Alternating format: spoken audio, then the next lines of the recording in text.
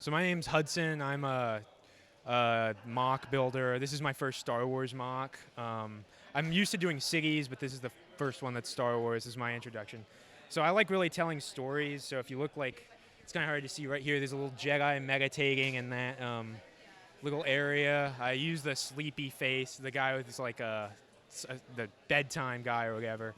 And yeah, I did a little hologram up there. So what's the overall story of the whole build here then? What's This going to is get going on? Mandalorian themed. So you can see lots of Mandalorians in there. There's a little bomb from the Lego game series. I wanted to make it almost like one giant Lego, like from the Lego Star Wars, the video game, like you were kind of in the level.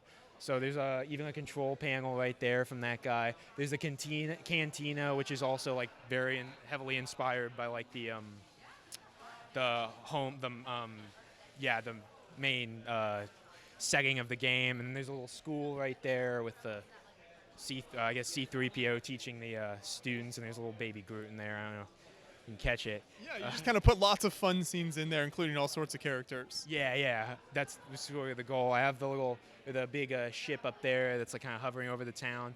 It's Imperial in the show. I didn't want to make it Imperial though because I wanted the town to be kind of peaceful. Like, yeah, There's too much fighting in Star yeah, Wars. honestly, I mean, and then over there is more crazy no man land, crazy beasts like fighting it out. I have over here some pit droids, a couple of spaceships. I tried to do a little Razor Crest. I had white pieces, so it's stands out a little bit. But anyways, I did it in layers. So if you notice down there, there's a couple of bear people living under there. Yeah. There's a little farm because, hey, people in the desert got to eat as well. Mando and Baby Yoda hovering above. He's being spied on. Hopefully he won't get shot. I guess that's up to if you're cynical, you could say maybe he got shot. There's a little centipede creature in my own design. There's the crate dragon, another Mando. He's my main character of this thing, I guess. A lot of Mandos. And then there's there's the IG-11, and then the guy, whatever his name is, his friend, he's working on the moisture farm. And then inside you can see a little crab roasting. I don't know why crabs are in the desert, but hey, It works. it's an alien crab, yeah. I love the scenes you've incorporated underneath. It really adds so much kind of more story and life to the build. Yeah, I appreciate that. And I like throwing in little Easter eggs to the video games. They were very foundational for me, like growing up. I have Bib Fortuna in there. He's in charge instead of Jabba, because in the show he was, and because, honestly, he should have been in charge the whole time. He was a much better leader. There's even a little mini kit way back in there. I thought maybe when the public's just here, maybe I could like give a little prize to someone who sees the mini kit. But yeah, and then Boba Fett. But yeah, it was really fun making this. I'm kind of new to Star Wars, but hey, Yeah, it's great. What do we have happening back there? So those are the sand people. They have a little fire. They're cooking some I don't know, mystery herb, whatever grows out in the desert. There's a couple of all sorts of things. We haven't really talked about the central building, which looks very nice here. It's very eye-catching with that red and green as you walk up. Yeah, so fun fact about that, I made that during Christmas time. I displayed this on like my dining room table, and they're like, you got to make this Christmas theme. So I was like, okay, red and green. That makes the whole thing a Christmas build. So yeah, and for the little ship behind it, I wanted to combine a DeLorean with Star Wars. Maybe it can go back in time, I don't know. I like creating stories, so yeah, it can go back in time. What are some of the other characters we've gotten out in this area? So you got Dexter Jetster in there. He's a little diner. Maybe after the war he settled out back. There's a little droid behind the counter because in the Mandalorian they got rid of the no droids rule. And well, in this town, droids are like eat people as well. I think droids get unfair treatment.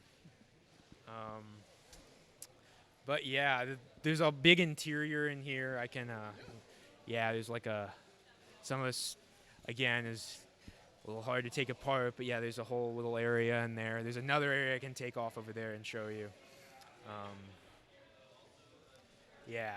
One, Yeah, I can go. Just got to be careful here. Oh yeah, totally. There we are. You can see little statues in there, some Mandalorians rushing to, barricade the door. And I have a lot of plants in the town because, well, plants are, I feel like that makes it a little bit nicer for the people. Your whole landscaping here is great. Even the mountains over there with like the different colors and the layers. Yeah. I wanted to like make it like very much like, a lot of deserts are kind of lifeless, but some of them also have plants and ecosystems. And I wanted to create the illusion that there was like a kind of like an ecosystem and like, with all kinds of animals and plants. And there's even a little pterodactyl looking thing in like the nest over there. It was a lot of fun making this, honestly. It's a good introduction to Star Wars, I think. So do you know the overall length and size of this? The short answer, no. I guess I could count the base plates. I'm very much like, I guess I'm very like, I'm not very technical. I'm more just artistic, I think. I don't mean to toot my own horn, but it's like very like, I basically started with that section over there, and I was like, I want to make a town, so I made a town and more buildings and mountains. So then I just kind of went from there, and this will probably be my last time displaying the build. I'm hoping to make something else entirely. I'm not sure what that will be, but I like the way I did the landscape, so I'm hoping to do something with that. You just kind of let your project sort of organically grow from the different sections and just kind of evolves as you build out. Yes, I build the same way I built when I was 5 years old. Well, that works. It's a fantastic build. You've got so many great characters, and it tells so many different stories throughout it here, and basing it on The Mandalorian, obviously. So many great stories there as well. Oh, yeah, 100%. I really like The Mandalorian. I thought it did a great job reigniting people's imagination with Star Wars. So. And another thing you did a good job with is the lighting. That's something that a lot of people like to incorporate in their builds. So what tips or ideas did you come up with as you did this? Maybe you could tell other people.